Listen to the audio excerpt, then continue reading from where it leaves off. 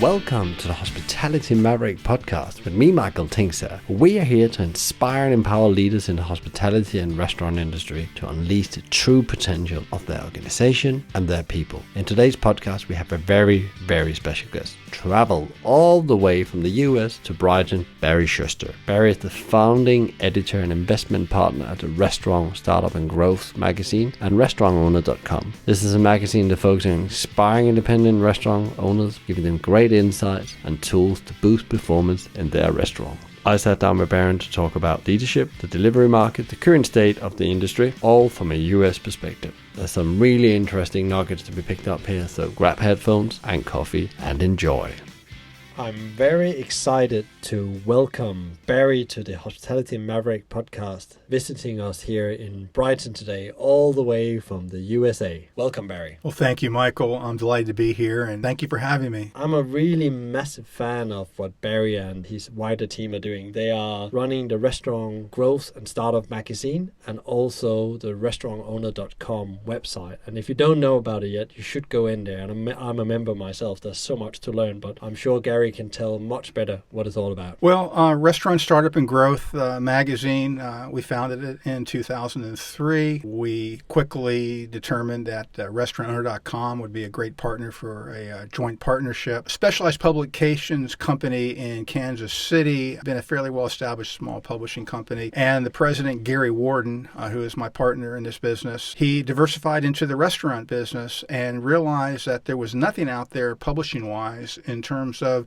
how-to best practices for startup restaurant operators. And because his publishing company had specialized in other fields in that type of content, he said, maybe there is a need for a magazine that would provide that kind of instruction for people who want to get into the industry as the startup part, and then, of course, those who want to grow into a larger enterprise. It's something you really need to explore if you are an operator and sitting and listening out there. It's a very good way to get very good content and a lot of solutions to your challenge out. But we're going to come back to that. So Barry and I, we met for the first time today, and we were put in contact by a shared friend on LinkedIn, Evan Brewer from Australia, which we also are a very big fan of and has been on the podcast here as well. And you came down to Brighton today to because I said you need to come down. If you're in the UK, you need to come down and visit Brighton and see the restaurant scene. And here we are doing the podcast as well. So Barry, what brought you into the restaurant world and the restaurant scene? Because normally people say stay away from restaurants. I'd been fascinated with the food industry for many years. I graduated from University of California, Davis, which happened to be a leading agricultural and food science university, and so I became interested in what was going on there. My first job out of college was as a newspaper reporter covering the agriculture industry in the Salinas Valley of California, which, as many of your listeners might know, is an important agricultural center for the U.S. And I'd been involved as a consultant to Specialized Publications Company for a number of years. When they decided to launch Restaurant Startup and Growth, Gary Warden called me and said, listen, your background as a writer, I had accrued some other education as an MBA and law degree and understood the business world pretty well. And he said, we'd really like you to come on board. I was a little bit reticent just because I didn't feel I had enough knowledge of the business, but with the consultants that we had worked with and the folks in restaurant.com, quickly got up to speed and just fell in love with the entire industry. Our company also owns a restaurant called Piropos in Kansas City, so I had an opportunity to be involved in some decision making there. I've found few industries as fascinating and challenging and frustrating as the restaurant business, particularly with the changes in technology, demographics, and so forth, particularly the people in this industry who are delightful. It's become a passion of mine in the last 15, 16 years. You're primarily supporting independent restaurant owners. That's correct, isn't it? That is correct. Specifically, those in the startup phase trying to get in the business, and then, of course, independent operators who are in the growth phase. We just feel they're the ones that really need the kind of information that we are providing. So when you look at the market, so we talked about here in the UK, and we hear the Hospitality Mavericks call it the perfect storm in the industry. There's challenge around workforce, rents are going up, the cost of running a business, the consumers are changing very rapidly and fast, and it's difficult to find growth. There's a red ocean in general. And you can see these trends across, the whole world. What challenge do you see when you come down to the independent? Because there's a lot of talk about these things around the chains, the larger chains that are struggling. How is the whole independent sector doing with these challenges? No restaurant concept or business, regardless of the size, is immune from the things you just talked about. They are challenges with the technology, demographics changing, labor challenge, and of course the cost of doing business. And it's not a high margin business. There's not much room for error. Where the independents struggle is probably the same things that we've both seen independents struggling with for as long as we've been involved in this. They lack the systems, maybe not a clear vision of their concept often.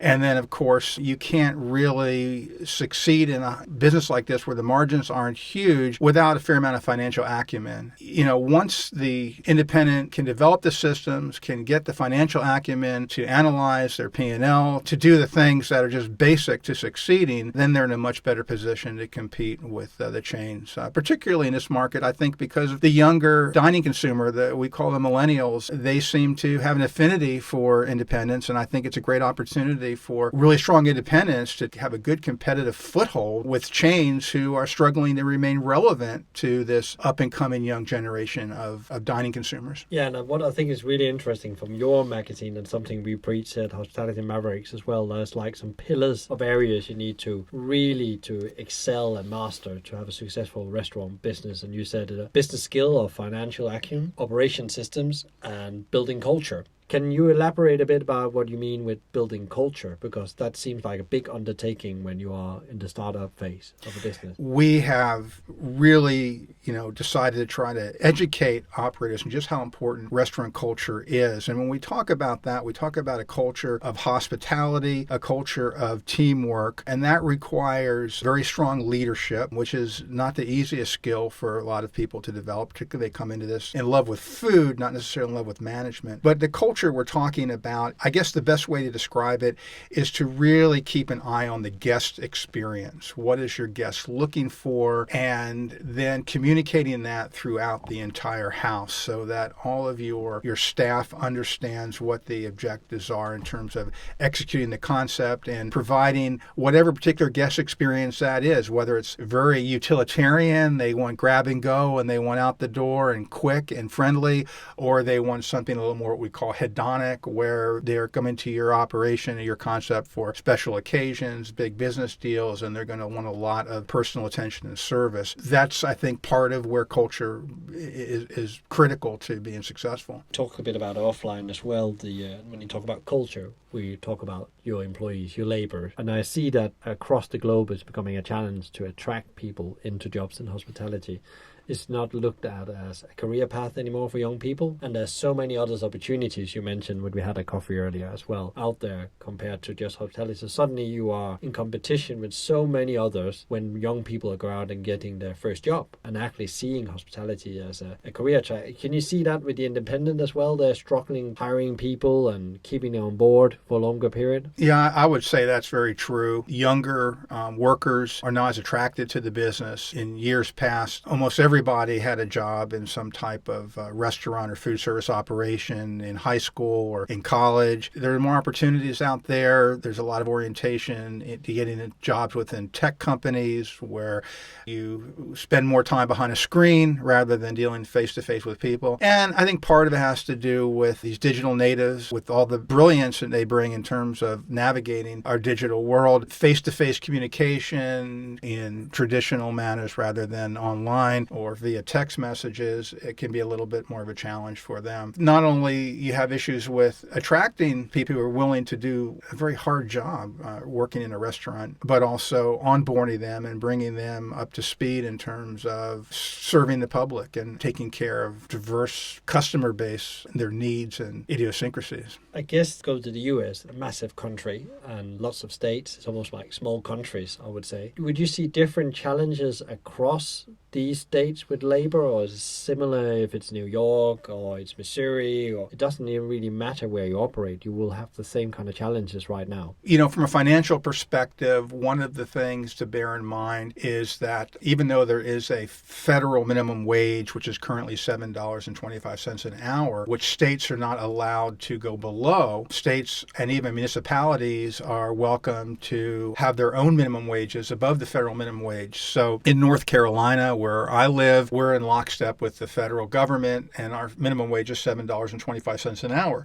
You go out west to Oregon or Washington or California, even certain cities in those states, and the minimum wage is much higher. And of course, as you know, a lot of the entry-level jobs in the restaurant business are considered to be minimum wage. So your cost of labor can go up quite a bit. That's one of the differences from state to state. And then, states have different cultural issues and also different economic issues. Some states might be stronger in terms of employment opportunities. States that were, maybe not as many employment opportunities, the operators might have a little easier time attracting the kind of workforce that they need. And also, I guess when you look at the US, that's such a, different in concepts as well. Because when you talk about in the UK, most concept can work anywhere. But I guess as well, if you take from an operator's point of view, that if you are in a state, it's very difficult maybe to break out of that state if you don't have a very well tested concept.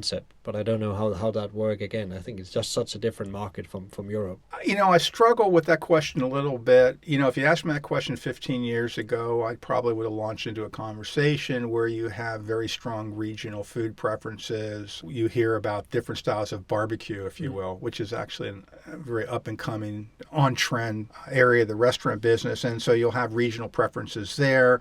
You'll have certain, particularly in terms of chains, certain chains that are more prevalent in certain parts of the country versus other parts. However, today I struggle with that only because I think the up-and-coming consumer, I'll use the term millennials for lack of better description, tend to be more familiar with different types of cuisine. And so I think you can introduce things that are a little bit different than you might have earlier, because 20, 30, 40 years ago, not everybody had sushi, or what is banh mi, or what is Indian food. And it seems to me some of the younger generation who are becoming the predominant consumer base for the restaurant industry, they are much more adventurous. Creates a very exciting opportunity. It's hard to answer that question. I think any concept where the food is interesting and good and the business is well run, I think could have an opportunity in all but maybe the most rural areas where just people aren't familiar with certain types of cuisine. What is interesting still when I talk with other people in the industry is that actually the industry still majority is run by small independent businesses, mom and pop businesses. Mm-hmm. It's not the chains. The chains maybe in the UK is about 15-16% of the total market. I don't know, is that a similar sign in the US that the market is still dominated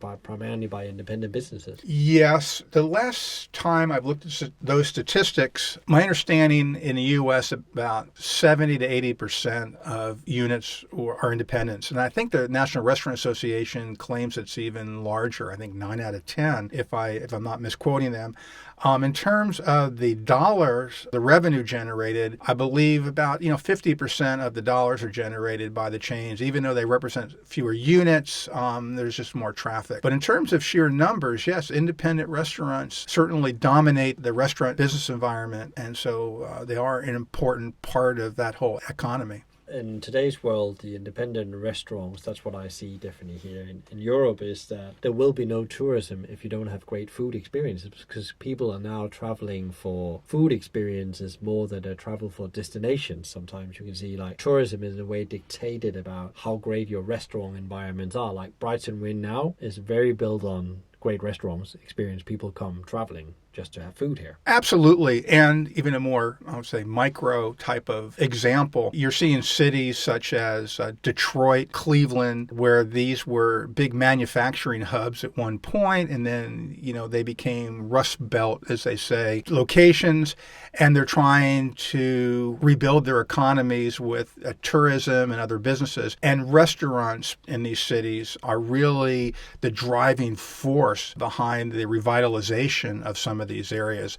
In a town that I live, Cary, North Carolina, the downtown, really nobody was going to 15, 20 years ago. There were some small retail shops and so forth. And finally, the town leaders realized, hey, what brings people downtown is going to be food and entertainment. So you're seeing craft breweries, and then, of course, restaurants follow that. And that's what's keeping people downtown after 5 o'clock rather than the proverbial sidewalks rolling up in the evening and essentially have a ghost town. So I agree with you, and I will credit younger consumers for driving that, because they are interested in the experience and they are behind food culture, and it's a wonderful opportunity for independence. So here in the UK, what you just described, we call it the death of the high street in a way. And you're seeing a lot of the big retailers and restaurant groups have closed down units. And it's been a topic the last couple of years, and it's still fueling this conversation. Many say it's the Amazon effect of things. And of course, that's an impact of that and changing consumer behavior. But also, I still believe deep down that you as an individual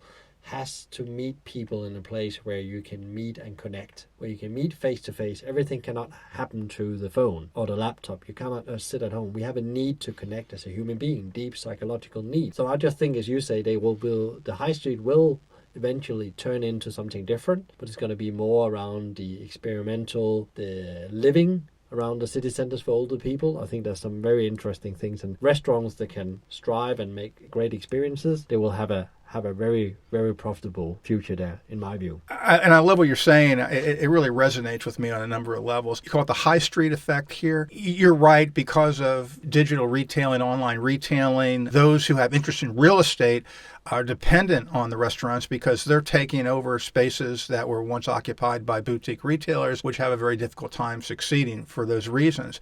But, I think also in terms of your observation regarding the importance of the restaurant as a communal space, my children are 19 years old. They're what we would describe as digital natives. However, they see the restaurant experience, a dining out experience, as a communal space for them to meet with their friends. I have the opportunity to judge restaurant concept competitions via National Restaurant Association's ProStart program.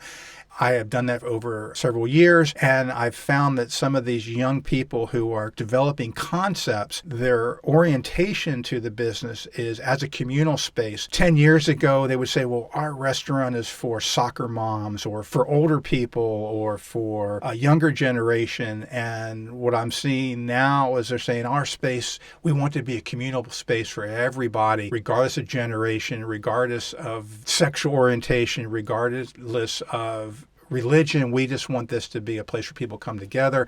And I think that's a very positive thing. And I think with these younger folks who grew up hunched over their phones, texting each other, they're seeing a restaurant as a place where they can have that face-to-face communication. In this all where you see the chains are struggling, there's no doubt about that. There's been in the news recently in the UK, we had a couple of the big ones either closing all their units or disappearing, or they will close a majority of the unit. Where actually what I've seen here is the independent that gets it right.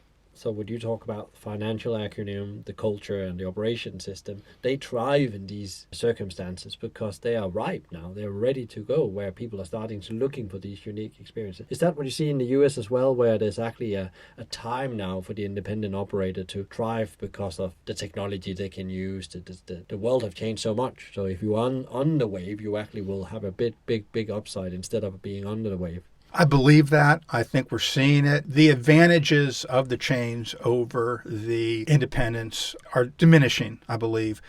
They have the ability to hire people who are dedicated to marketing, dedicated to financial analysis, and so forth. So they have that advantage.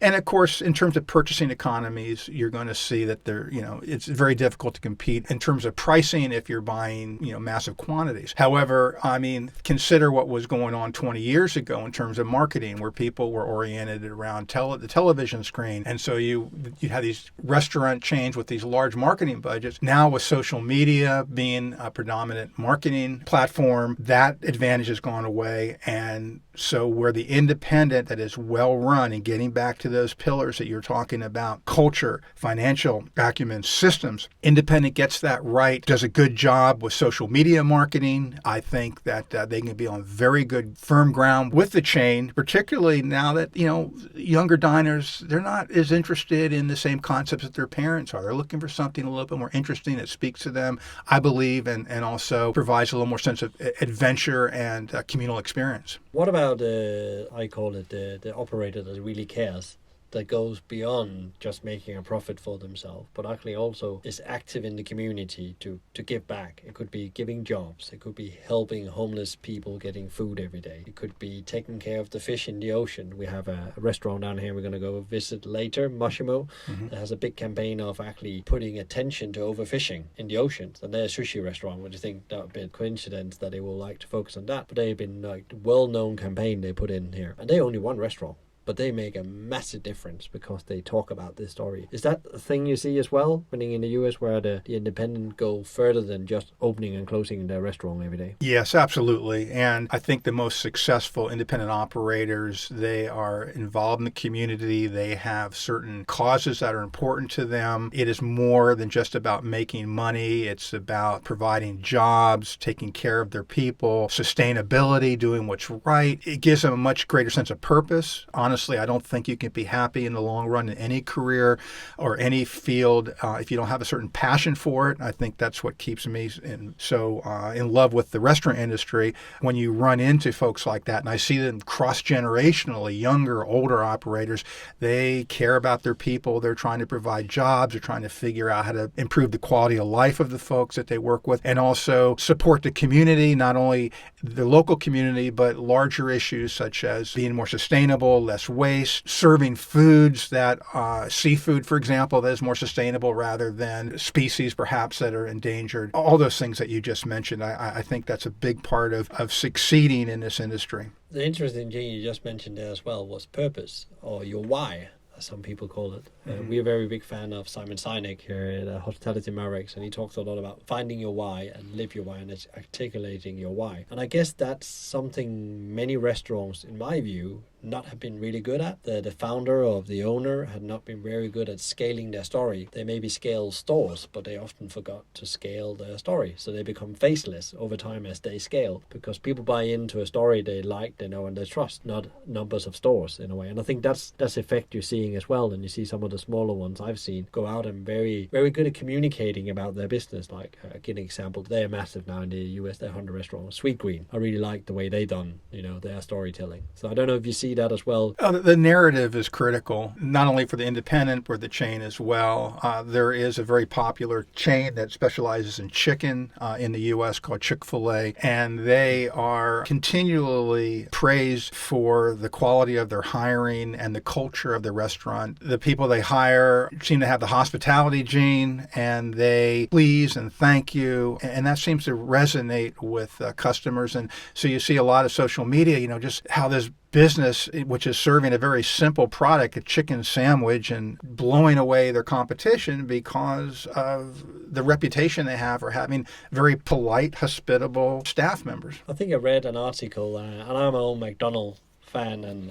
I also worked for McDonald's for many years, is that they really outperform McDonald's store on store from sales and profitability point of view. There was a study done because that special thing they do, and they're still a family-owned company, as I understand. Of course, there's investment that's been involved, but yeah, it's interesting to see the difference of two similar concepts in the quick service restaurant sector. Imitation is the greatest form of flattery. McDonald's, as we discussed earlier, has, I've always had confidence in that brand just because they've always done a good job at keeping up. Even if they get a little bit behind, they figure things out. And so you're seeing a lot of promotion of McDonald's in terms of providing scholarship opportunities for their employees. Chick-fil-A has done the same thing. Chick-fil-A prides itself on not being open on Sundays so that people can be with their families and perhaps go to their house of worship. So you're seeing the narrative for these concepts not about, hey, our food is so great, or we got such great prices, or you can get how much of a value you can get for your US dollar, but we have a larger purpose and we take care of our people, and you can feel good about spending your money here because we're good citizens. And I think it all comes back to your original premise that that's part of the narrative, and whether you have one unit or thousands. It's very interesting. Here in the UK, we have a high-growth Indian casual dining chain. It's called Locale, and I interviewed the founder, Nisha, a couple of weeks. The podcast is going to be out soon. And it's very, very clear clear that they were not scaling a unit, they were scaling the story. And she called it Mowgli. She moves as she want to move. I'm not in control of that. She decides where we go. And it's very interesting to have a founder that looks at it that is like, I'm actually scaling a story. It's not about 100 restaurant units or 20. It will become what it becomes. Mowgli, the story, is the main reason, with the food identity, the people identity, and so on. And exactly what you're saying, they try to adapt to that. What's very interesting, I wanted to ask you about, Barry, is that I've always been very interested in what the best of the best do. So I've always studied that, and that's why I'm a big fan of good to great and so on. So what are the best companies and leaders doing in the world? Why are they outperforming others and consistently just better than others? If you took like an independent operator, because that's the field you study, what is the attribute, the top 3 attribute of the best operators you see now there in independent restaurants? What are they doing? Our approach to operator education, we've always said, you need to follow the McDonald Ray Kroc principle, and that is, you need to work on the business, not in the business. And of course, a lot of independent operators, they find themselves, they've created jobs for themselves, but they don't have time to step back and think about the marketing, finance, etc. You have to work on the business. However, I have tempered that philosophy a bit based on the reality of the operators who I've seen who've been very successful at independent level. And those operators are there on the floor quite a bit. They are in touch with what is going on. The absentee owner is a recipe for failure. The passionate owner who has a good sense of what he wants or she wants to accomplish in a restaurant is there and tasting the food and talking to the customers or the guests, if you will, and meeting with the staff. That is critical. And so for independents, the best of the best are doing that. The other thing that, and I hope this answers your question, in regard to growth, because people who are ambitious in the industry, they think, well, gosh, it's one restaurant would be great. I'd like 2 or 3 or 4 or 5 or 10. And of course, you've seen very successful businesses in the industry begin that way and grow. And so one of the things that is a predictor in terms of success, best of the best, is that they take growth strategically. Growing from 1 to 2 is a huge deal from a management perspective. What I would recommend, and in terms of what I've seen for independents that have a real potential for growth, not only having their systems, because you need to have an operating manual that can be transferred from one unit to the next, but starting with that one unit and looking at how many ways you can make that unit more efficient, you can use the space better, you can drive more revenue or more important profits out of that one unit, where you really have energized that one unit to the point where it's operating its maximum effectiveness. You understand the culture of your concept that's driving your repeat patronage, because as you well know, it's your repeat customers that are going to keep you in business. And once you have that, and that could take a long time, now you're in a position to grow. But if you grow faster than that, what I've seen, and I've consulted to operations, and I've sadly seen them go from 1 to 2 too quickly, and what happens, number 2 just struggles. Number 1 is doing pretty well, but is subsidizing the losses of number 2, and now you see the entire concept being swallowed up. That's more addresses failure rather than success. And then the other thing I see with the best of the best, and I think you suggest this in terms of the importance of culture, having a very clear vision of what your concept is and making sure that that vision is integrated throughout in the style of service, in the menu, in the ambience, so that when the guest comes in, they have an experience that they can go back to their friends and describe very clearly, whether it's face-to-face or more likely on Facebook or Twitter. Wow, I went to this place and this is what it offered me, and wow, you really got to check this out. I don't think that happens by accident. Very interesting when you say that. That's what we call, when we work with operators, we call it the patient game.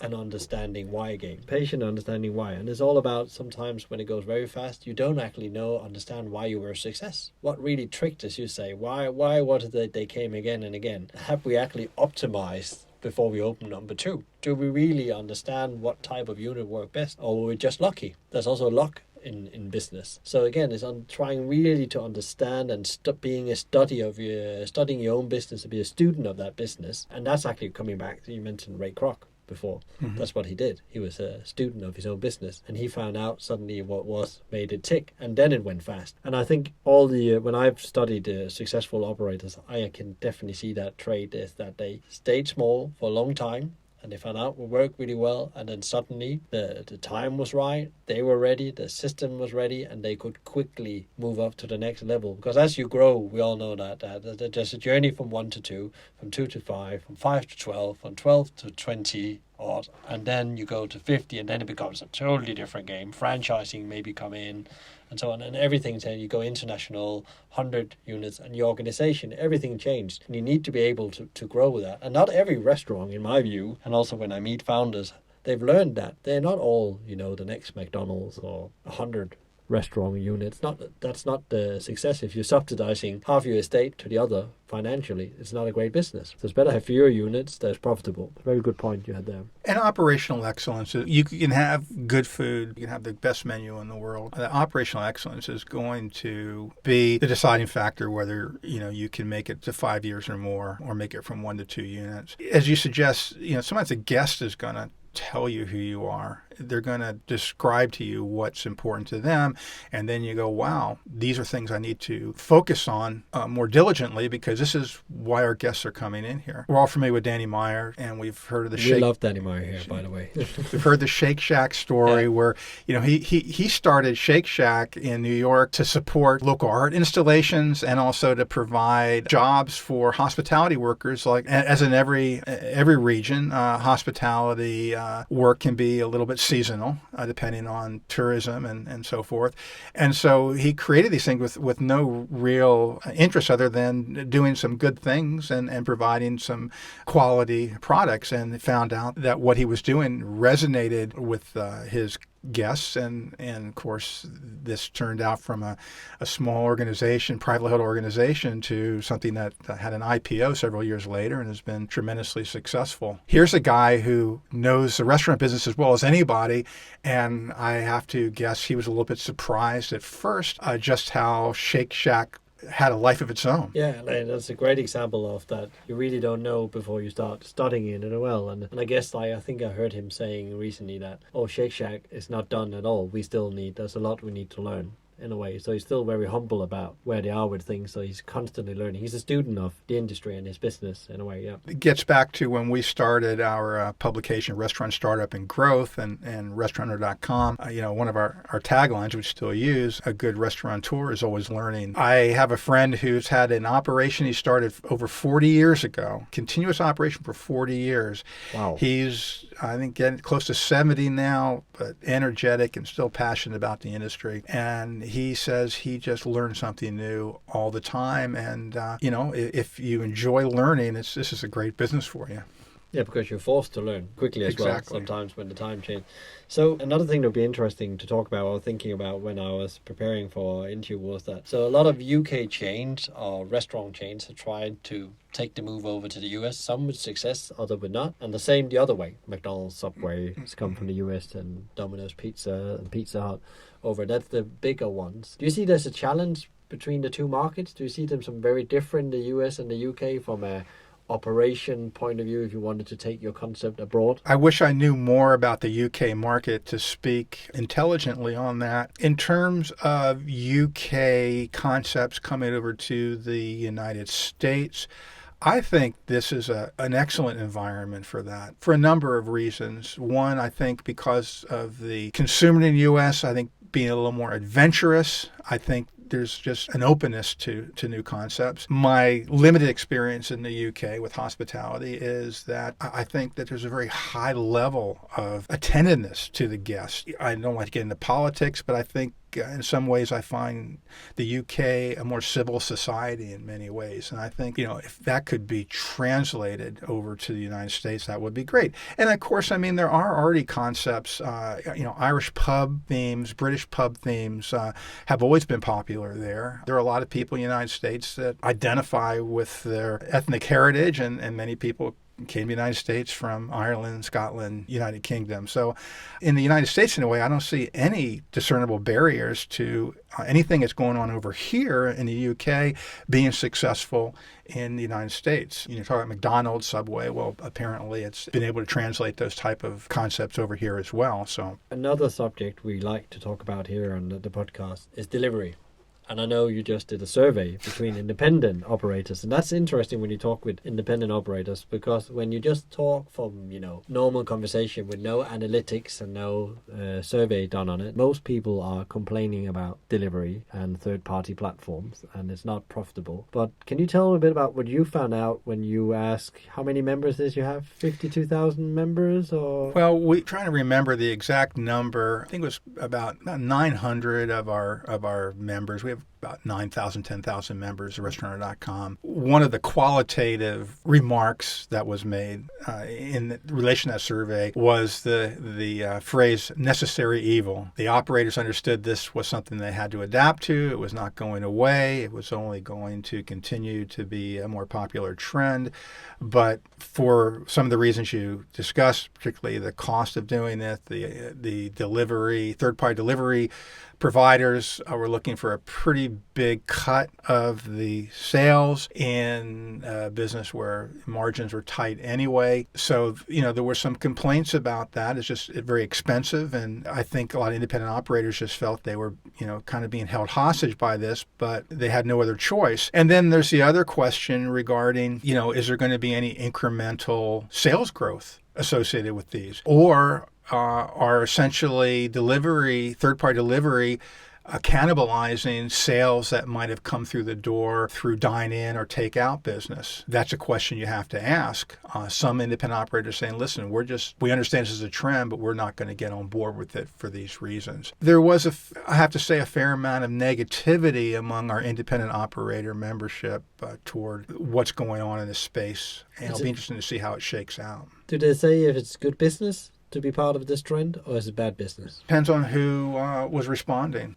I think some just went along with it because they just felt they needed to be competitive, particularly with the chains that have embraced it. There were some that said, this has been good for me. We're getting increased sales. We are getting a little bit more visibility in the marketplace. So it wasn't all negative. I think the issue really is just that right now the major third-party delivery providers, want a big piece of the action, and from a financial point of view, it just makes it very difficult to figure out how you're going to make some money with this. What about when you come outside? There's a lot of talk about delivery is the next, growth. There's all these crazy prediction where the delivery market can go, and you can see, you have Uber Eats, you have Deliveroo, DoorDash, Grubhub, and what they all called competing for this market, and you can see a lot of dark kitchen coming in. So that's all happening in the big cities. That's what we see in the UK. And then when you come out to the smaller cities outside, Manchester, London, and I guess same for New York, Washington, LA. Is there a change in how delivery market is evolving, or is it the same across the whole of the US? Delivery is the next growth adventure if you're in restaurants? Well, it seems to be pretty uniform, at least in the primary and secondary markets. I don't see a lot of difference in the way it's approached. I think one thing that's positive is there's a fair amount of competition out there, and hopefully that's going to result in the delivery systems, trying to provide a little bit better deal for everybody involved. That's positive. Unlike for a long time, online reservation systems were dominated by OpenTable, and so the operators kind of felt that they had to go along with it. They felt held hostage there, and now you see more competition in that space as well. It's hard to say how this is going to pan out, but my prediction is that once people get used to being able to get anything they want by just bringing up an app on their mobile device and having food in, surprisingly, in the United States, Valentine's Day is a time where people go out to dinner, and apparently the Valentine's Day traffic for delivery was huge as well. So people are saying, well, we can dine in and have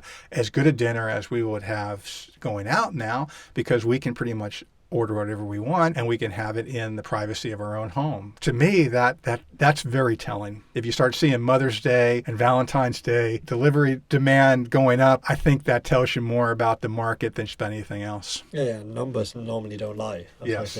So what about dark kitchen? That's something that's starting really in London now to have. It hasn't evolved over the last couple of years, but dark kitchen, you see there's different operators that's only operating dark kitchen, so they maybe have 1 or 3 or 7 brands under an umbrella now coming into London trying to dominate that space. So they don't have like a physical present anyway. They have a kitchen, they operate some kind of estate somewhere, and then they have drivers that comes and pick up some third-party platforms and deliver food to people. Is that something you see outside? I know it's been very big in New York and LA and stuff like that. Is that something you see in general in the market where operators start creating online brand, but they're not there in the real world? I would predict that is just going to continue to grow, partly because if online delivery trend continues, the next natural thing for any smart thinking operator is saying, if we are having X amount of business via delivery, why do we want to spend a premium on a certain location? Why not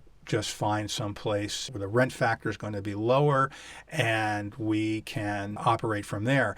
I think what you might find, and this is just purely a prediction, the craft brewers in the United States, which that market is just exploding. Of course, you need a big footprint to brew beer. And so these craft brewers, what they did is they found cheap space in, maybe tired industrial areas next to railroad tracks, and they would essentially put their brewing operations in there. Of course, they'd invite the public in to, enjoy beer as part of a brew pub.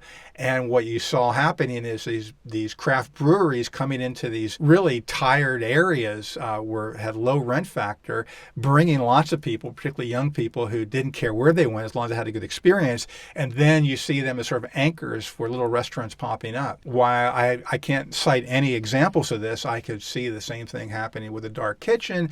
People like the food and they say, hey, you know what the heck? We'll have some dine-in here as well, and people will come out for that. What I used to call a commissary kitchen, if you have 4 units, 5 units, and you can do most of your prep from a commissary, or you have a food truck business where you have, multiple food trucks, and you want to do prep from a location, why not do it in some place where there's not a huge overhead in terms of rent? Yeah, and I had that discussion with a client of us the other day, which has primarily a festival business, a food truck business. And they had the kitchen anyway. And I said to him, why don't you create a brand around that online and start using that capacity when you don't prep? Sell to consumers in the nearby area, because there's a big residential area next to this area, and they will be looking for food like that, typical Mexican food and stuff like that. So yeah, there's many ways of, because of technology and infrastructure that was not there 10 years ago for a restaurateur to rethink their business, also their existing business that you mentioned earlier, finding that, unleashing that potential. It doesn't have to be about scaling units. I think that's a very clear message we go out. Growing your business is not always about units. It's about unleashing what you already have. Well, yes, and you see this with successful independents, and you were asking earlier about some of the hallmarks of some really successful independents.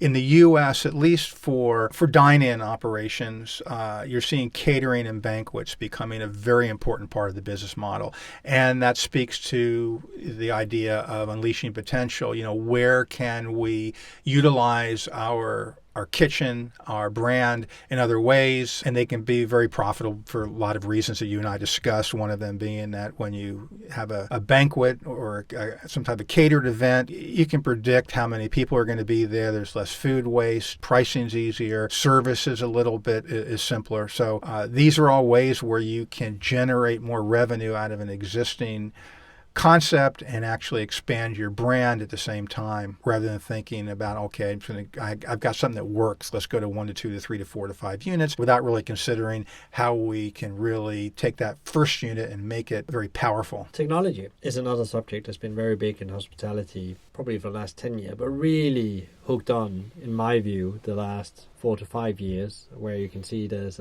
a lot of technology out there to help operators, both big operators and small operators. And it's a very, I would call almost mushy landscape of choice. How do you see tech impacting the industry and smaller operators? Wow, that's almost a whole other podcast, yeah. Isn't it?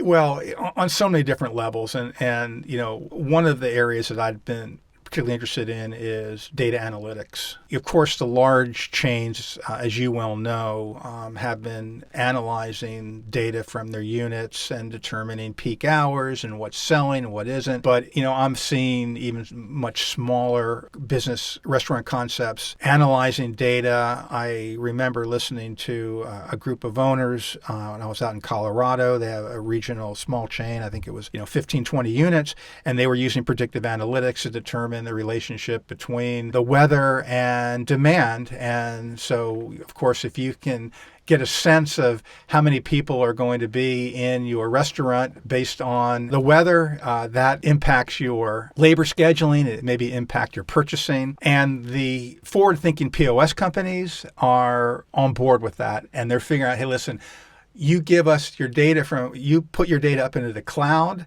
and we will give you analytics via a dashboard that'll be very helpful to run your business. Now, of course, the companies that are operating these, they are using that data for their own purposes as well for analyzing the industry. We started in 2003 at the magazine. We had an article on, should you be using a traditional cash register or going to a POS system? And now, that's not even a question. If you wanted to be competitive, not only a POS system, but a POS system with multiple capabilities. For the independent operator, one of the things that you have to consider, though, and I'm sure you can appreciate this, is that you have to be very careful on your selection in terms of your POS system. I used to call this the Coke versus Pepsi decision. You're kind of stuck with it. And it's very difficult once you have adopted a platform to switch gears, change that platform. It's just a training issue and other things. But the technology, I think the data analytics is really, I've heard too many case studies of where data analytics have been applied effectively that has essentially increased margins with smarter inventory and purchasing and labor scheduling. And again, it comes back to what we talked about before, really understand why you're a success. So what works and doesn't work in principle. I normally say here when I advise people, and I would talk with Ivan Brewer on it as well, on a podcast where we talked about it, you have to either, you either have to save time or make money. That's the two things that technology, and there's a legacy, as you say. You make some choices and they follow you for years. And I think it's easier now to swap technology, but again, it's like a habit thing. If you change technology, you're also changing something in the front line. That's often where it goes wrong. It doesn't really get out to the front line and lift really well. You don't utilize the technology as you should and use the data behind and get people to use it in a proper way. You just buy it and then you switch it on and you forget. It's a bit like any other systems. It needs to be worked into your business. Absolutely, and that gets to our conversation on training and onboarding. And the restaurant business has a fair amount of turnover. Now, the smart operators, again, there's another thing that we could go back to what I consider to be the hallmarks of some of the really successful operators. They've reduced their turnover. Their people are happy working there. They've done things to keep them around. Turnover is expensive, and I think one of the things that operators need to consider is, what is the cost of turnover and what can I do up front to reduce that? Maybe spending a little bit more money on wages or benefits or just taking care of my people. How is that going to save me money on the back end where I'm not going to have a revolving door of new hires every month? Yeah, I totally agree. And I think that's sometimes where you need to invest upfront really to harvest the fruits and the value of things further down the line. And I think that's sometimes forgotten because you just want a quick solution or you want to keep costs low on labor in a way. So I've definitely seen the people that are competitive. They're maybe not the highest paid in the industry, but they're definitely more than the minimum. And they have other benefits then connected with that. Who are your heroes?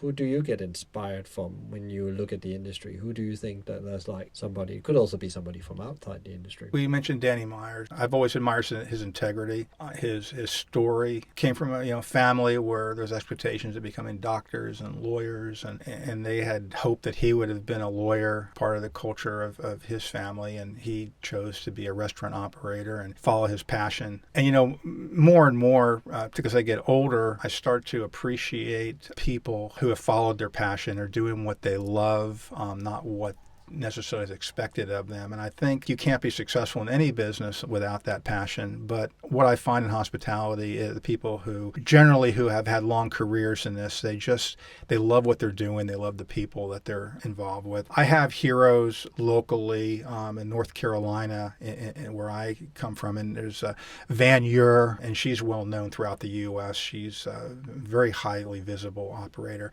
She took over a business that her father started years ago called Angus Barn, which is kind of an iconic restaurant.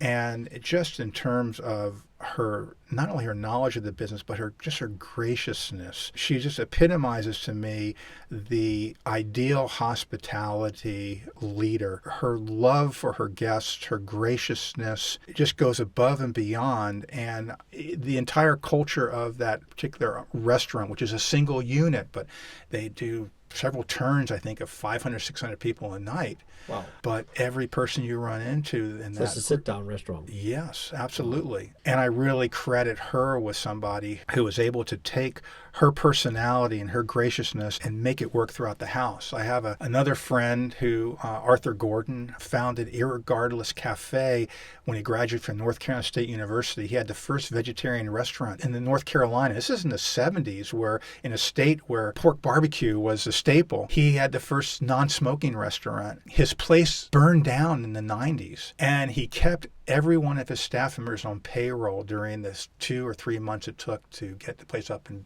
running again, so that they didn't have to go looking for other jobs. Now, he said, listen, it wasn't just all out of altruism and care for my people. It was, I knew once I got up and running again, I didn't want to have to train everybody to do the job. So they stuck around. And he's one of those people who he followed what was important to him, and now the market kind of caught up with him. Now vegetarian restaurants are popular. He's been doing this for 40 years in a state where when he started, it was an anomaly. So these are people you may have not heard of, but they're people who inspire me by their passion and integrity, which I think at the end of the day means more than anything in this business. It's beautiful. I totally agree. Sometimes you don't have to be the rock star or the Danny Meyer. There's also a lot of smaller operators out there that's doing a lot of different things. We had Carl from Mushroomo here on the podcast. We had the Chili Pickle on the local restaurant as well. You don't have to be the big operator to make the chainsaw Danny Meyer. There's so many, and it's all about, I call it the love for people, customer, and food. Mm-hmm. If that's there, you can create a lot of impact. If in the end of the podcast, we always ask the guests to give like one advice to the industry out there, what would your advice be of all the things you can give to them? If they were doing one thing, what should they do? Be comfortable with your numbers. It's not the sexiest thing in the world, I understand. But at the end of the day, that's going to determine whether you can open your doors tomorrow. Get comfortable with your P&L. Learn how to read it. Know when something's amiss, and if you have to go in the general ledger to see, if you're spending too much or if there's waste or stealing. Again, not the sexiest part of the business, but once you get comfortable with that, you'll sleep better at night, and when you sleep better at night, you'll be more refreshed, and you'll be able to do all the things you love in the morning. Great advice, and we can't disagree here on Hospitality Mavericks. We also say know your numbers. In and out. Thank you very much, Barry, for taking the turn around Brighton and doing the podcast. As you said, there's probably other podcasts if we just take the subjects, delivery, tech, big subjects in themselves. So enjoy the rest of your stay here in Brighton and the UK. Thank you very much. Thank you, Michael. It's just been a wonderful experience, and I appreciate your hospitality very much.